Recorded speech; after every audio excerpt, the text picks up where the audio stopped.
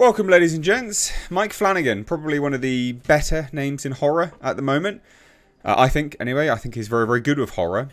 He has basically got a Stephen King order for a series at Amazon, and that's for Carrie. So it's going to be an 8-episode Amazon series. Interesting. Genuinely, actually interesting. Now, I'm not like a massive fan of Amazon these days. I think that they are, not ideal. Certainly not ideal. But, hey, I'm keen to give this a chance and see. I think Mike Flanagan handles material with respect and is pretty decent. I will say, and I've got on record, and I'll keep saying it until the cows come home, can we adapt someone else? Like, Stephen King's good and all, but my God, there's other horror authors. Please? Come on. So let's take a look anyway. This is an exclusive to Deadline. And they say, after scoring the deal at the Toronto Film Festival with Neon for TIFF's People Choice Award winner The Life of Chuck, director Mike Flanagan and Stephen King are right back at it. The dish here, so this is Deadline, here's their next collaboration will be Carrie, this time in an 8-episode series for Amazon. Flanagan will be the showrunner. So he'll dictate how it all looks and the general vibe and the directorial... the creative directorial approach will be decided by him. I think 8 episodes is good as well, actually. I think you can explore quite a lot in 8 episodes, more so than a movie, depending on the episode length. But Mike Flanagan does appreciate quite a long episode. He does long episodes normally. So it continues further. The 1974 novel put the young author King on the map and also bolstered his worth as an author whose genre storytelling was most translatable to the big screen. Brian De Palma was the first director to adapt King's coming-of-age story of a young, sheltered girl with a domineering mother whose bullying caused unimaginable blood-soaked consequences due to her hyperkinetic powers. Sissy Spacek played the title character, and John Travolta, Piper Laurie, Amy Irving, Nancy Ellen, Betty Buckley, William Catt also starred. After the 1976 hit, several follow-ups came later, including The Rage, Carrie 2, a 2002 telepic, and a 2013 remake that starred Chloe Grace Moretz and Julianne Moore, which was... ugh. So this would be the second recent deal in which one of King's treasures would be given a longer storytelling road. A24 has Paul Greengrass and J.H. Wyman adapting King's fairy tale into a series. After an earlier attempt to mount it as a movie at Universal made them realise there was just too much story to pack into one feature. The Gary Doberman directed Salem's Lot was just released for Halloween, which people hate, but okay. Flanagan and Trevor Macy will executive produce the series, which is good. So King, who famously options his literary properties for $1 with a short leash attached, has several film adaptations in the offing. The Long Walk, which King wrote at age 19, which was published under the pseudonym Richard Bachman. That's going to Lionsgate with Francis Lawrence. Jack Bender is directing. So The Institute. Edgar Wright's directing a new version of The Running Man with Glenn Powell. There's quite a lot, actually. This is what I mean by, can we just adapt someone else?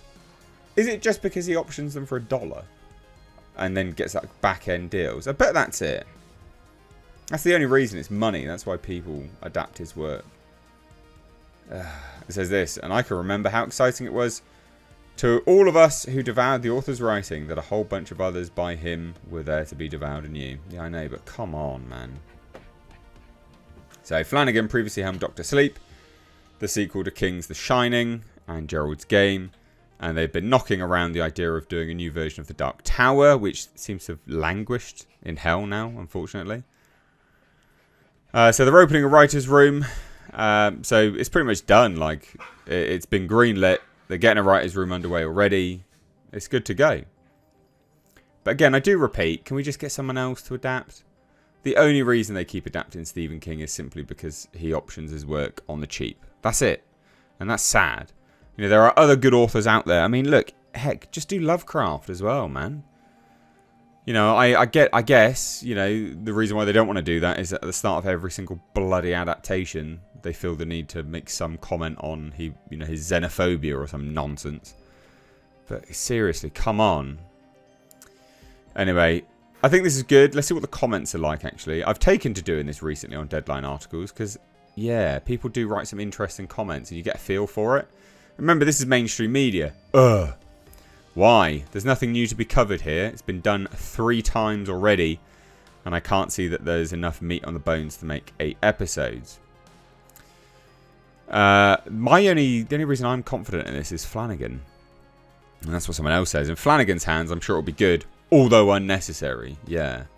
King has a lot of great novels that would be great to develop, and Carrie was done. I'd like to see The Girl Who Loved Tom Gordon developed. Amen. I always thought The Girl Who Loved Tom Gordon would make an excellent screen adaptation. If you must, cast Sissy Spacek as Mrs. White. Flanagan should take the same approach as he did with Midnight Mass. I really like Midnight Mass. Use Stephen King as inspiration, but create a new story with heavy King overtones that rewrites the rules in exciting ways. That's a good approach. But again, generally, this is a new thing I've been doing, of reading the comments on these articles, because this is mainstream media. I do find it fascinating what mainstream media sort of, viewers are commenting on stuff, because it's outside my bubble, right? You guys comment on my videos. It's outside this bubble, so it is interesting to see. And someone just goes, I mean, why? It's been done and done. Why bother? Do another story. Can't argue with it. I think we should get another version of A Christmas Carol, since we're doing remakes of IP that's already been done 1,000 times. Carrie's only been done twice that I can remember. The first was a classic. The second was so bad it burned my eyes. There was also a shitty TV miniseries. Please leave Carrie alone. The De Palma movie, 90s sequel, god-awful TV remake, Chloe Grace remake. Now they want to do another version. I'm disappointed in Mike Flanagan. Haven't we seen this many times already? Yeah, so people don't want to see it. Carrie again. It's already been redone. I'm sure there is something else to be made. This is as bad as that run of terrible adaptations in the 90s. We're in Langoliers level territory now. But as far as these two teaming up goes, the fake Jack Nicholson in Doctor Sleep really was a new low. So we'll see if they can top that on the new one. Oh, God. All these Stephen King reboots, remakes, double takes and more. I can't get just one movie version of The Talisman. Waste the money. Spend on a big budget adaptation of Brian K. Vaughan's Saga comic with Legendary Television. So yeah, people don't want it. Greenlight The Dark Tower already. It's already been made 3 times. Now they want to drag it out as a show. Very hard pass. As if 3 unsuccessful requels weren't enough. Every element of this is so safe and boring. Ah, that's true. Yeah, it is safe. Please no, there's nothing to say here with this story. Please make The Dark Tower instead. So there you go. Carrie's being remade again. The only positive thing is Mike Flanagan. He's good in horror. He is good. But can we please get someone else? Lovecraft, maybe, please. That'd be great. Thanks. Like The Mountains of Madness, maybe. Anyway, love to hear your thoughts. Drop it down below. Take care. Bye-bye now.